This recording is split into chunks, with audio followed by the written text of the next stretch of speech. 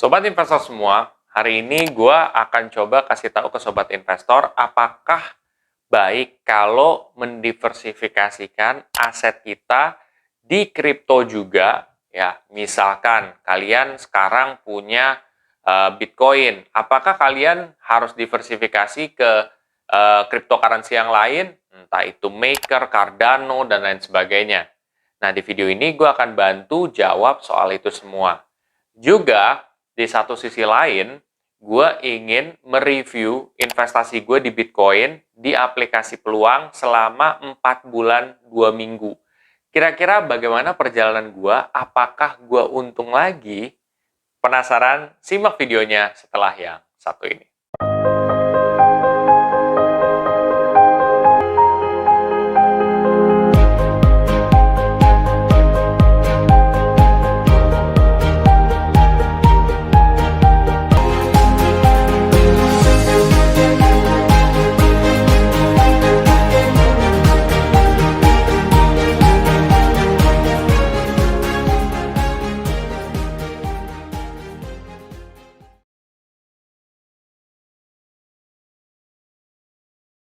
Sebelum masuk lebih dalam lagi, gue akan coba disclaimer dulu ya. Satu, keputusan investasi ada di diri kita masing-masing. Kedua, investasi itu pasti mengandung resiko. Ketiga, gue tidak melakukan titip dana sama sekali. Oke? Jadi gue tidak menjadi platform menitip dana. Oke, ketiga. Itu aja ya. Oke, sekarang kita masuk kepada penjelasan gue. Kira-kira kalau misalkan, ya, case-nya di sini adalah cryptocurrency harus nggak sih didiversifikasi di cryptocurrency juga? Jawabannya menurut gue adalah tidak harus. Kenapa begitu? Karena gini, cryptocurrency merupakan aset yang menurut gue tingkat resikonya itu sangatlah tinggi. Jadi kalau misalkan lo mau diversifikasi, nggak apa-apa sebenarnya, tapi tidak harus. Selama kan lu udah punya satu yang lo pegang gede nih, nanti lo bisa di instrumen yang lain, kayak misalkan reksadana atau reksadana pasar uang. Itu untuk yang instrumen low risknya lah, atau resiko yang rendahnya. Resiko sedangnya misalkan lu di reksadana obligasi atau di obligasi, terus apalagi gitu. Jadinya lu diversifikasi ke situ. Tapi sebenarnya bisa nggak sih di kripto juga? Sebenarnya bisa-bisa aja gitu. Cuman kalau di cryptocurrency sendiri, lu harus benar-benar teliti juga. Lihat kinerja masa lalunya tuh seperti apa. Kalau misalkan cryptocurrency yang baru, agak sulit dan lu jatuhnya lebih gambling. Lu nggak tahu kinerjanya seperti apa. Kalau misalkan Bitcoin, Ethereum, itu kan udah berdiri lama ya. Kalau udah lama, itu biasanya secara kinerja udah oke. Tapi kalau misalkan cryptocurrency yang baru, itu tuh either lu bakal sukses banget atau lu bakal nyusruk gitu kan. Jadi kayak gitu. Dan kalaupun lu misalkan harus menaruh di cryptocurrency yang masih baru, anggaplah uang itu adalah uang yang kayak udahlah gitu, gue nggak pedulin lagi gitu. Karena kalau nggak lu begitu, nanti lu bakal tersiksa sendiri karena resikonya itu sangat tinggi lagi. Jadi yang itu cryptocurrency udah sangat tinggi, ini tambah lagi sangat tinggi gitu. Jadi mendingan kayak gitu. Kalau lu mau cari yang agak lebih secure walaupun high risk, itu adalah diversifikasi di aset lain. Ya, misalkan cryptocurrency di reksadana, atau mungkin di mana gitu kan, di saham gitu ya. Walaupun itu sama-sama high risk, tapi resikonya lebih gede cryptocurrency ya. Karena dia aset yang spekulatif. Oke. Seperti itu menurut pendapat gue, tapi balik lagi ke kalian semua. Nah, sekarang bagaimana sih perjalanan gue selama 4 bulan 2 minggu ini ya. Nah, buat memotivasi sobat investor semua gitu dalam berinvestasi, gue sudah melakukan konsisten selama 4 bulan 2 minggu ini ya, investasi rutin, dan ternyata sekarang hasilnya adalah segini. Gue sudah meningkat 20%. Ya, sorry, bukan 20%. 19%. Ya, dibandingkan sebelumnya kan gue hanya 15% peningkatannya, sekarang sudah 19%. Ya, bentar lagi 20%. Itu gede banget kan guys. Lo bayangin itu udah naik segitu gitu ya dalam beberapa bulan terakhir ini. Oke. Jadi memang ada kemajuan juga.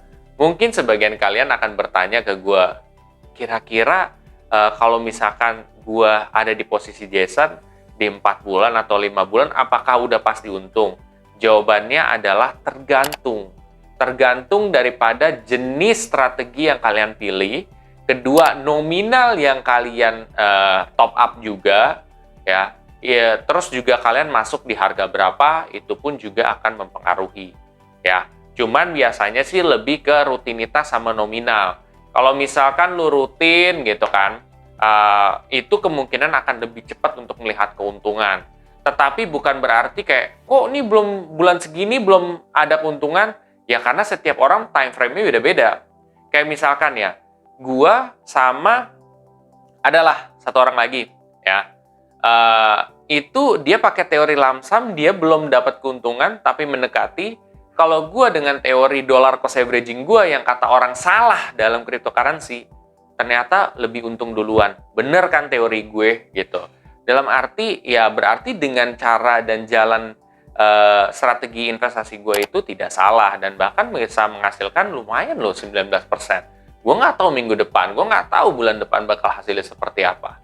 Kenapa gue bisa yakin dengan strategi ini yang gue anut? Karena sebelum gue bikin ini, gue tuh udah invest duluan sebelumnya dengan strategi ini dan ternyata berhasil gitu loh. Dan ada beberapa yang gue sesalin. Yang gue sesalin adalah gue nggak top up rutin pada saat itu. Padahal hasilnya bisa lebih maksimal lagi. Dan ternyata gue buktiin gitu, gue bikin konten per minggu. Itu kan resikonya gede banget, Pak. Karena kalau misalkan gue ternyata minus sepanjang tahun, orang belum tentu percaya loh sama gue. Orang belum tentu, bukan percaya sih, jatuhnya megang omongan gue gitu loh ya, dengan strategi gue. Ternyata kan, alhamdulillah ada hasil. Nah, mungkin kan hasil orang beda-beda. Kalau gue misalkan di 4 bulan, ada yang mungkin mendekati 1 tahun. Kayak gitu baru ada hasil. Tergantung kalian masuknya kapan, terus top up-nya seberapa rutin, terus juga nominalnya berapa gitu. Semua sih investasi rata-rata kayak gitu, mau itu reksadana, ada yang namanya dollar cost averaging, seperti itu. Itu aja sih yang gue pengen kasih tahu ke sobat investor, dan gue di saat seperti ini gue malah top up lagi. Kenapa? Karena sistem gue adalah dollar cost averaging, jadi mau naik, mau turun, gue tetap invest. Dan kebanyakan gue invest pada saat turun loh, kalau misalkan lo perhatiin. Oke, gue di saat 19% ini gue top up, caranya gimana? Caranya tinggal gue klik di aset yang gue pilih aja, terus habis itu tinggal klik beli, ya masukin nominal investasi, habis itu bakal di ini ya, ada data kayak konfirmasi, terus kalian swipe up, selesai. Udah deh, semudah itu. Gampang kan? Nah, buat sobat investor yang setelah ini tertarik untuk mulai investasi di Bitcoin, ya di aplikasi Peluang, kalian bisa pakai kode referral gua. Dengan kalian pakai kode referral gua, tentunya kalian bisa mendapatkan cashback reksadana sebesar 15.000 apabila kalian top up minimal 1 juta. Tapi itu semua optional, tidak harus ya guys. Kalau kalian merasa video ini sangat bermanfaat, please share aja ke sobat investor yang lain, dan jangan lupa untuk subscribe, like, dan komen di video gue. Sampai jumpa di video selanjutnya. Terima kasih.